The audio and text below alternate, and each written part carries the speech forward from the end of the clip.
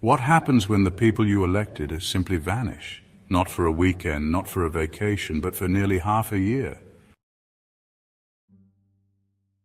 While your bills pile up, while groceries become unaffordable, while you struggle to hold your life together, your government went dark. From October 2024 to May 2025, Canada's Parliament did not sit for a single day. No debates, no questions, no representation, just silence. But behind that silence was a cover-up. An environmental funding program hailed as sustainable was exposed as a financial disaster. Millions, maybe hundreds of millions, flowed into the hands of insiders while the Auditor General raised red flags everywhere. Conflict of interest, misused funds, missing oversight, the kind of scandal that should spark criminal charges. Instead, the government pulled the plug. The House shut its doors, legislation stopped, investigations stalled, and Canadians, the people footing the bill, were kept completely in the dark. What followed was chaos, dressed as procedure. First came the holiday break, then a dramatic resignation. Prime Minister Justin Trudeau stepped down, but not for you, not for accountability. He walked away to protect the party, not the public. And so began a months-long internal race for power, not in the service of Canadians, but in the interest of saving a crumbling political machine. Meanwhile, Parliament stayed closed. No one asked hard questions. No one faced consequences. No one stood up for you.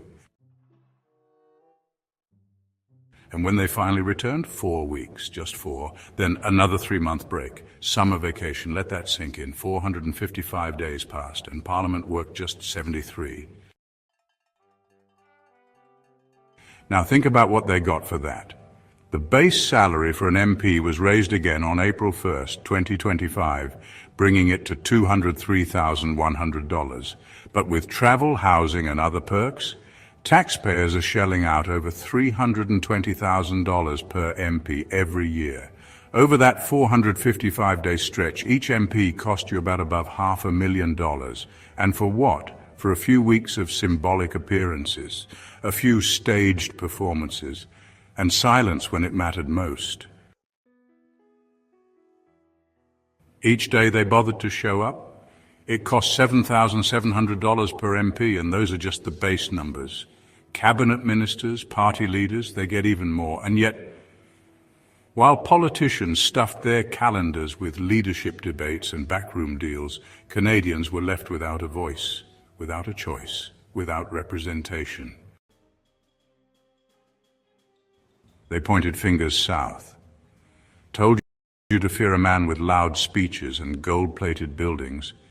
They said democracy was fragile, and Donald Trump was the hammer. But while you were watching the headlines, the real cracks were forming beneath your own feet. Not in Washington, in Ottawa, not from a foreign storm, from a rot inside the House.